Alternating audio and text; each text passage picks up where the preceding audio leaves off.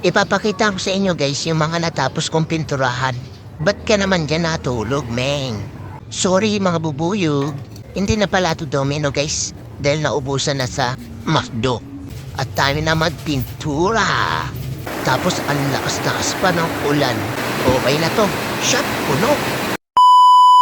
Guys, as you can see, natapos na natin pinturahan yung iba dito guys. Wow. Ipapakita ko sa inyo guys yung mga natapos kong pinturahan. Ayan siya. Konti na lang. Ba't ka naman dyan natulog, Meng? Meng? Meng? Ano?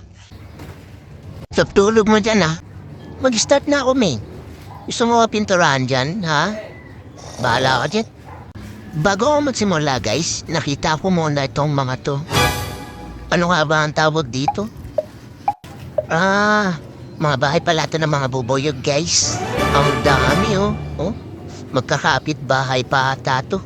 Kaya naman, tatanggalin na muna natin sila. Kaya kumuha ako na itong bakal na to. Sorry mga bubuyog, pero kailangan ko na kayong i-demolish.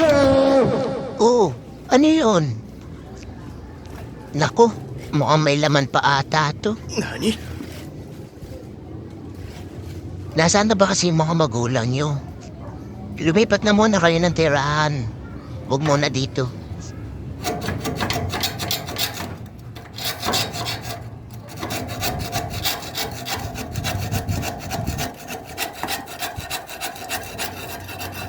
Oh, ano yan?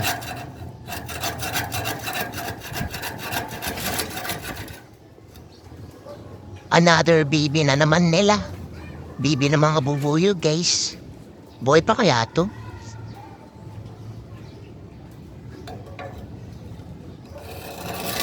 Sorry, pero kailangan kong tapusin yung mission ko.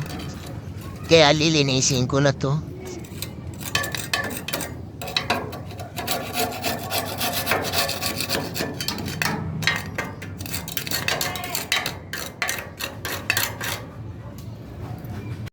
Eto pa guys, kailangan natin tanggalin to. Oh, nasa na yun? May laman kaya? Mukhang wala naman. Kaya naman, mag-i-start na ako magpintura, guys.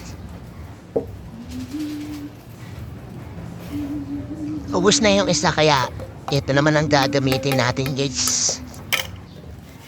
By the way, hindi na pala ito domino, guys. Dahil naubusan na sa McDo. Kaya naman, food saver ang gagamitin natin ngayon.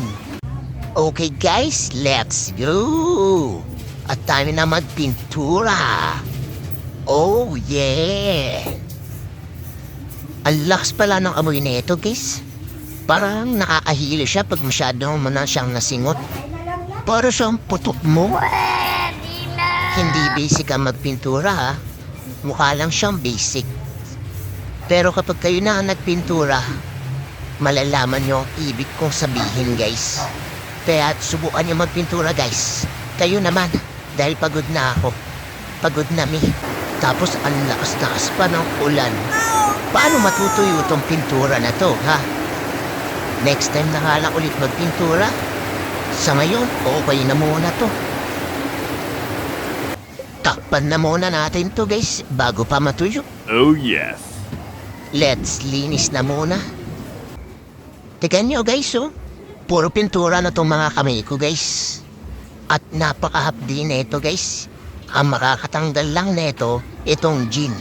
Gin bilog. Oras na para buksan ang ating gin bilog. Paano ba to? Ha? Ito. Yeah. Yeah. Yeah. Yeah. Yeah. Ba't ang hirap? Ayaw mo buksan yun. Pagtapos kukuha tayo ng basahan. Okay, kuha tayo na konti, guys. Okay na to. Shot, puno. De, joke lang, guys. Ganito lang ang gagawin natin dyan, guys. So, isasawsaw mo lang tong basahan na to. Then, ipupunas mo sa napinsala ang kamay mo. Ay, ano, sa nalagyan ng pintura, guys. Nalagyan ng pintura. Yan. Ipupunas mo lang kung saan ka nalagyan ng pintura.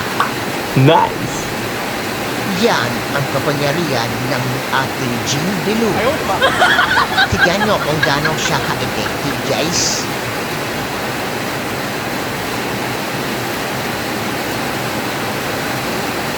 Tada! Diba, malinis na.